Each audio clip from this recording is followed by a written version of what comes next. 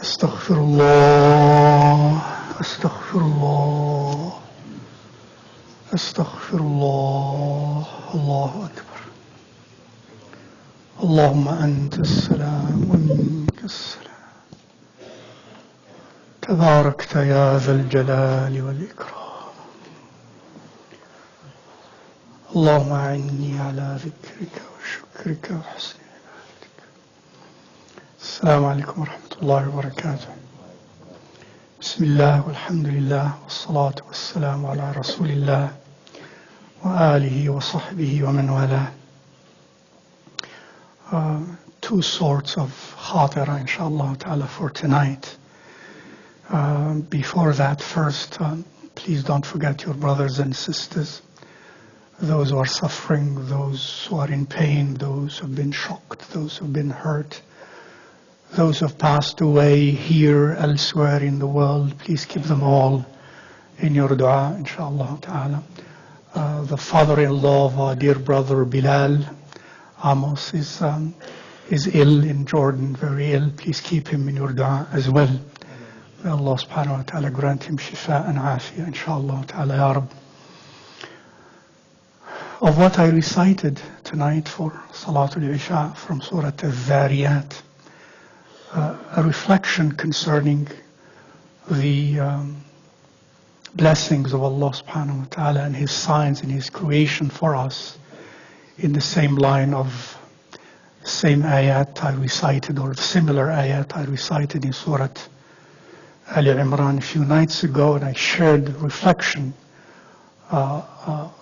concerning those ayat. It's in the same direction, inshallah ta'ala. Allah Azza wa Jal says, first of all, He reminds us of people of taqwa. إِنَّ الْمُتَّقِينَ فِي جَنَّاتٍ وَعُيُونٍ. That those who have taqwa, taqwa, as you know, is a state of the heart, is a state in which the heart is conscious and aware of the presence of Allah Azza wa Jal all the time, and therefore evades and avoids that which keeps the person distant from Allah Azza wa Jal, and let alone bring the wrath of Allah subhanahu wa ta'ala. So, and He gives some of the characteristics of those muttaqoon. إِنَّ الْمُتَّقِينَ فِي جَنَّاتٍ وَعُيُونٍ. They are in jannat, in gardens and wells of water. آخذين ما آتاهم ربهم. They accept what their Lord subhanahu wa ta'ala gives them. But He describes them, إِنَّهُمْ كَانُوا قَبْلَ ذَلِكَ مُحْسِنِينَ.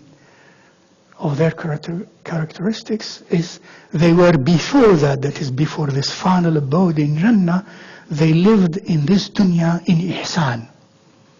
In other words, as you know, ihsan, of the most beautiful expression of ihsan, is always to do the things in our life religiously and mundanely, to do it always in the most beautiful possible way.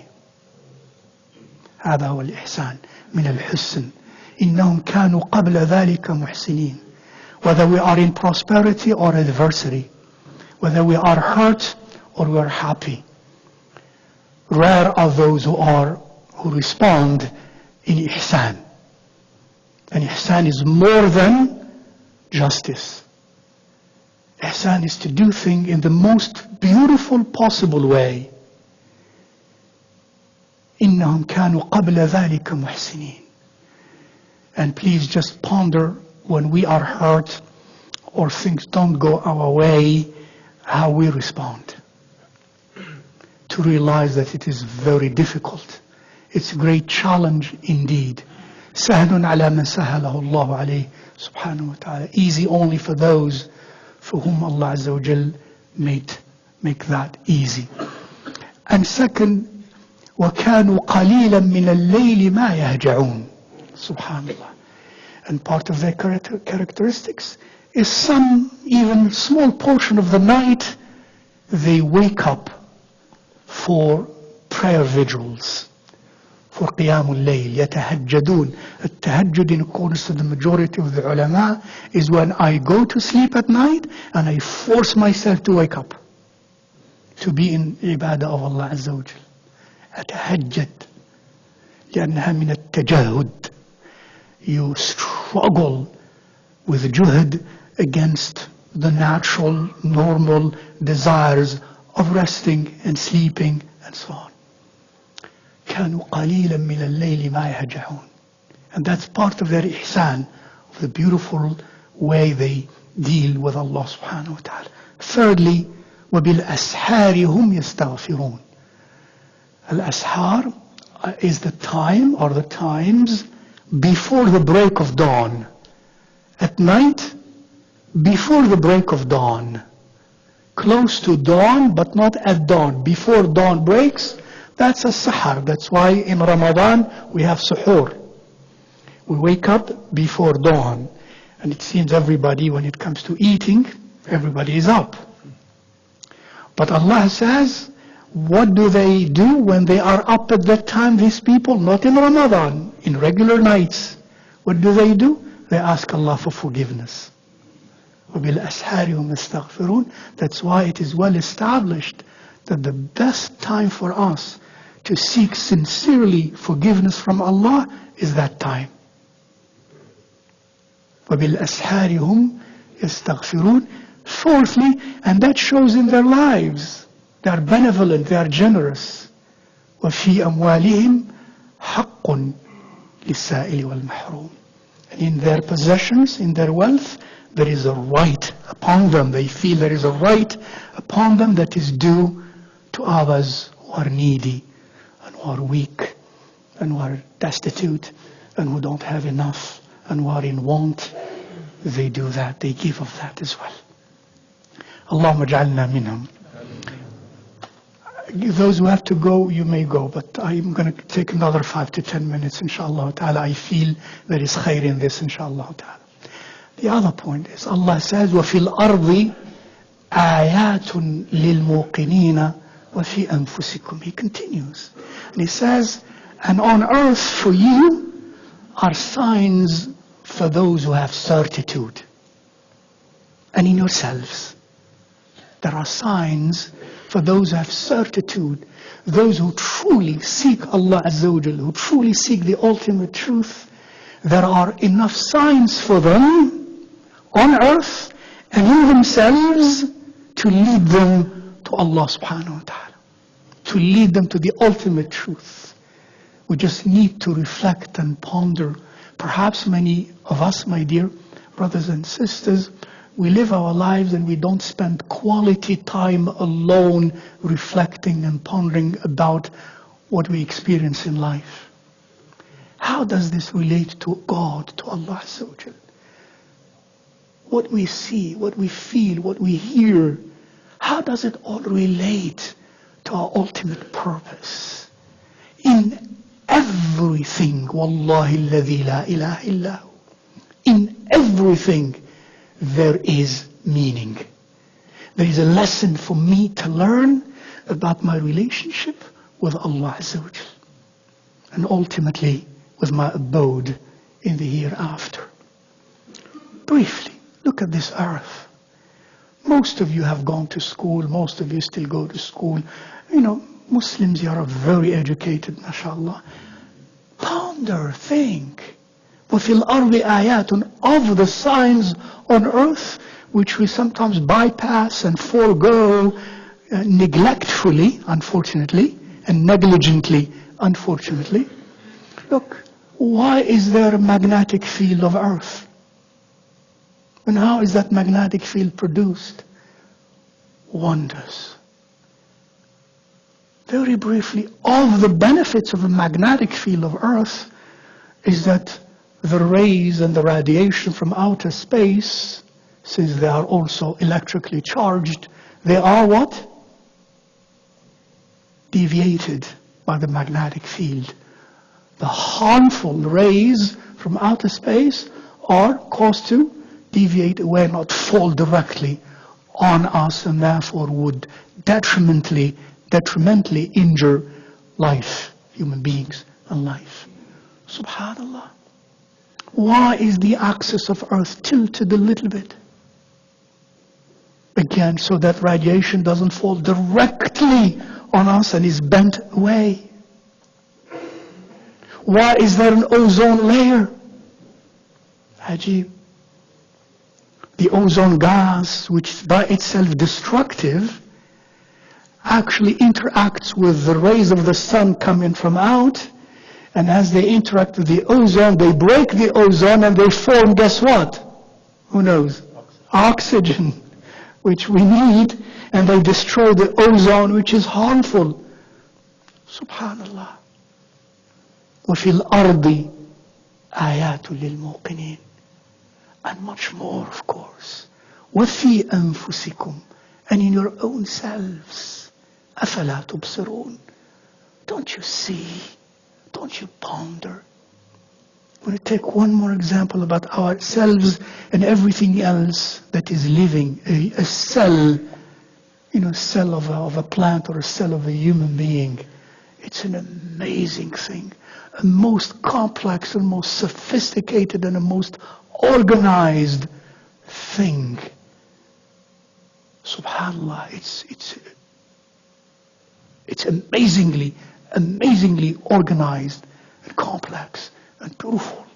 And a cell on average is about, they say, 20 microns of a diameter and about a volume of 4,000 cubic microns. That's all. You can't see it.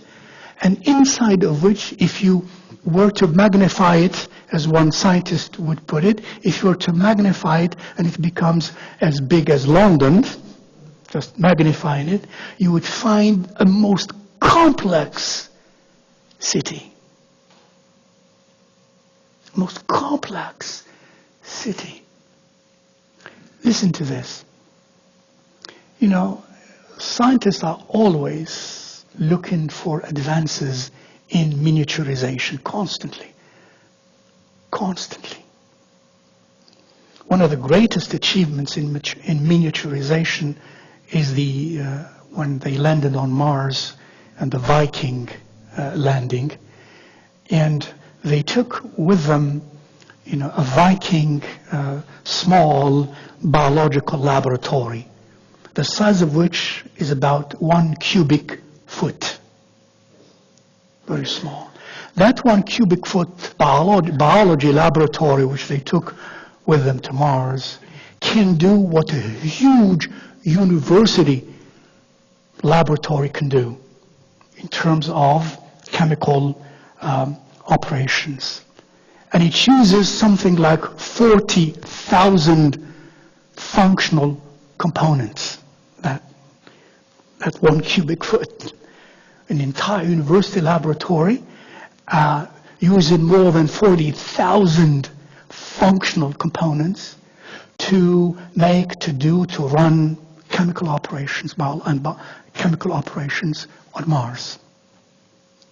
That's the great achievement in miniaturization. Now, a human cell, which is about 4,000 cubic foot, that most miniaturized Viking laboratory, is how much bigger than that human cell?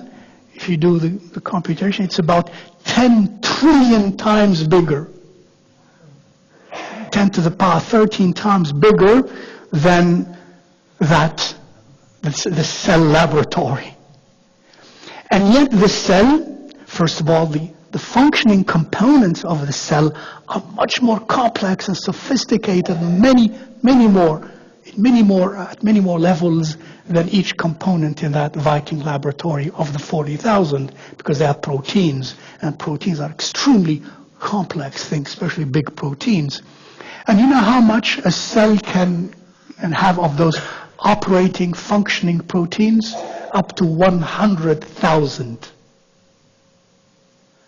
And it does the most complex operations, living, biological, and chemical operations, in a space that is 10 trillion times smaller than the most advanced, miniaturized, complex biological laboratory.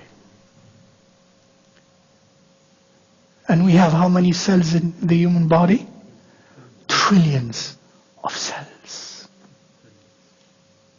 لا إله إلا الله وفي أنفسكم أفلا تبصرون Wallahi alladhi la ilaha illahu, if you spend moments pondering on these things, you just fall down in tasbih and in humility and in humbleness. And this leads us to a life of benevolence, a life of humbleness, a life of humility, a life of wisdom and intelligence, a life of morality, a life of goodness and virtue. This is very powerful. And this is what I mentioned to you of what I know is a fraction of what there is to be known and to ponder about. Now, my last point. Allahu Akbar. Allahu Akbar. Allahu Akbar that I and you mention in Salah so many times. And we begin our Salah with Allahu Akbar. Allah is greater, not greatest. Is Allah greatest? Yes, He is. But here it says Allahu Akbar. It didn't say Allahul Akbar. And Allah is Al-Akbar. But in Salah, we say Allahu Akbar. God is greater than, and it's open. It's open. So when I enter in Salah, it depends on the state in which I am. Happy? Sad? Angry? Tempered? Jealous? Envious? Courageous? Brave? Achieving? Or deluded? Or arrogant? Whatever state I am inside, I say, Allahu Akbar than that. Allahu Akbar than that. And inside of Salah, many of us are bombarded by thoughts, by attempts to detach from Salah and to be connected to other things. And in Salah, ajib, there is the transitional Allahu Akbar so many times. Every time, even if you lose your composure and your focus, when you say Allahu Akbar, you come back to that. Allah is greater than what I was feeling. Whatever that was. If I was feeling hate towards somebody, Allahu Akbar than my hate. If I was feeling jealous about somebody, Allah is greater than my jealousy. If I was feeling anger against somebody, Allahu Akbar is greater than my anger. I am now in this audience with Him. This should not happen to me. It must not. Allahu Akbar. If inside of Salah something happens to me and I'm elated, be careful. Allahu Akbar than my elation and my delight and my feeling and my happiness. Allahu Akbar. Pain, Allah is greater than my pain. And that transitional Allahu Akbar is a very essential means for me to regain my focus, to come back with my qalb to Allah Azza wa Jal. Allahu Akbar. After, as I said, I ponder outside of Salah. I reflect outside of Salah about myself, about my life, about my surroundings. And then when I come to Salah, Allahu Akbar. And I must be with that state of Allahu Akbar inside of my Salah because it's repeated again and again, and I detach and I liberate my heart from all other concerns and feelings until when I finish Salah, I am in peace. I got peace, so I say, Assalamu alaikum. To my right and behind me, and to my left and behind me, I am in peace. I was with peace. I give you peace. And then I go to my life, to my home, to my work, to the streets, to the challenges, the hard challenges of life with that spirit of Allahu Akbar. Assalamu alaikum. اللهم اجعلني وإخوتي وأخواتي من الذين يستمعون القول فيتبعون أحسنه. Ya Allah, please make me and my brothers and sisters of those who listen to the words of admonition and follow the best of them. Ya Allah, اللهم طهر قلوبنا، اللهم زين قلوبنا لك واليوم العرض عليك، اللهم أقمنا بصدق العبودية بين يديك، اللهم اجعلنا نعبدك كأننا نراك، اللهم اربط على قلوبنا، اللهم اربط على قلوبنا، اللهم اربط على قلوبنا، واجعل خير أيامنا وأسعدها يوم ملقاك. وصل اللهم وسلم وبارك على سيدنا مولانا محمد وعلى آله وصحبه أجمعين. السلام عليكم ورحمة الله وبركاته. Please, just a moment, inshallah, there is an announcement from the shore. Assalamu alaikum wa rahmatullahi wa barakatuh. Inshallah, this weekend we're going to have a full program. Thank you to all the volunteers and other committees put together these programs. First one, we have Imam Tahir Anwar. He was born in London.